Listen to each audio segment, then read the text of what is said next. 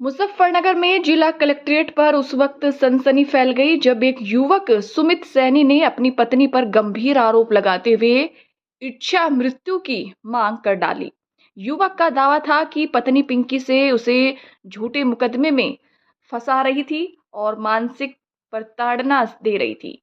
मामला जैसे ही सुर्खियों में आया वैसे ही इसमें नया मोड़ आ गया है।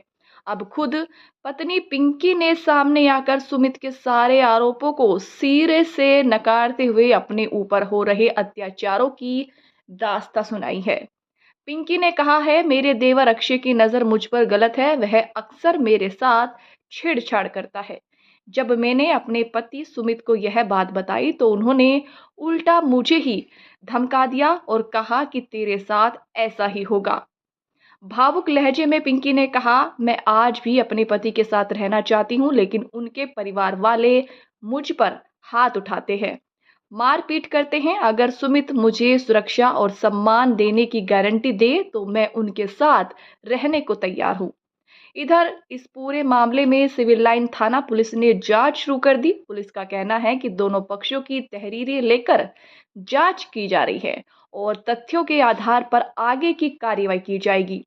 फिलहाल यह घरेलू विवाद शहर भर में चर्चा का विषय बन गया है। रिश्तों की तकरार और आरोप प्रत्यारोप की इस जंग में सच क्या है, यह तो जांच के बाद ही साफ होगा।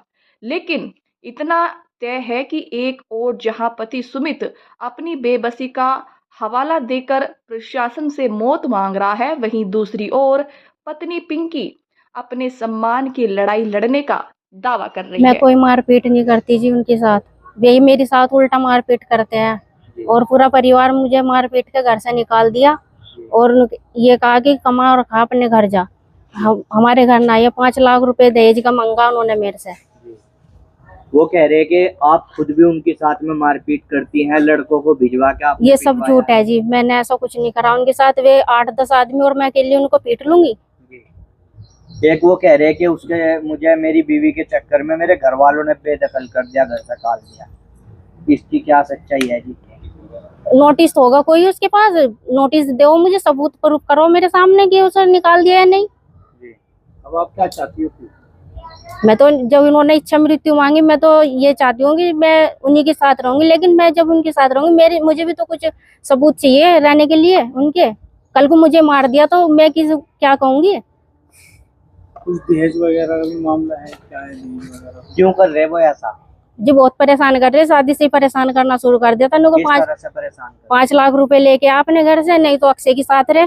अक्षय की क्या भूमिका है? कौन है अक्षय? मेरे साथ छेड़छाड़ करता है, बदतमीजी करता है मेरे साथ पूरी। कौन है? हर चीज अक्षय को कहते हैं, इनको अक्षय दिलवाएगा तुझे हर चीज, मैं नहीं कुछ भी दिलाने का। अक्षय है कौन? ये देवर है जी। अच्छा, तो इस चीज के बारे में नहीं बताया कभी आपने? बताया था तो कह दे ऐसा ही होगा तेरे साथ। अच्छा, परेशान करते हैं मुझे बहुत परेशान करा उन्होंने। एक वो कह रहे कि मेरी वाइफ मेरे पर आरोप लगाती है इस तरह के कि नाम है, मैंने तो जांच भी करा लीजिए रे कागज। नहीं जी, मैंने किसी पे कोई आरोप नहीं लगाया। तो आप प्रशासन से क्या मतलब कहना चाहती हो? मैं तो उनकी, अगर मुझे साथ रखना चाहते हो तो मैं साथ भी रह लूंगी, लेकिन मुझे भी इस चीज का सबूत या प्रूफ चाहिए कुछ।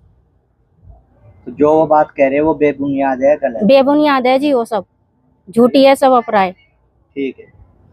आज दोपहर 12 बजे के लगभग कलेक्ट्रेट परिसर में एक सुमित सैनी नाम का एक व्यक्ति पहुंचा, जो कि गांधीनगर कॉलोनी का रहने वाला है। और उसने बताया था, शिकायत दर्ज कराई थी कि उसकी पत्नी उसे तरह तरह से प्रताड़ित करती है और परेशान करती है, मार पिटाई करती है, जिससे वो परेशान था और अधिकारियों से आकर और कथित रूप से इच्छा मृत्यु के लिए बात रख रहा था। बहरहाल इस संबंध में सिविल लाइन थाने पर सूचना प्राप्त हुई।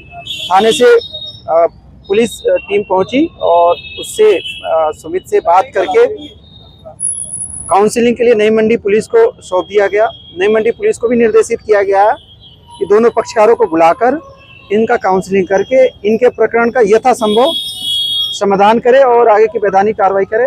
उसे भी समझाया गया है। बहरहाल अभी उसने पुलिस टीम को वो सहयोग कर रहा है और आगे की जांच नई मंडी पुलिस टीम द्वारा की जाएगी।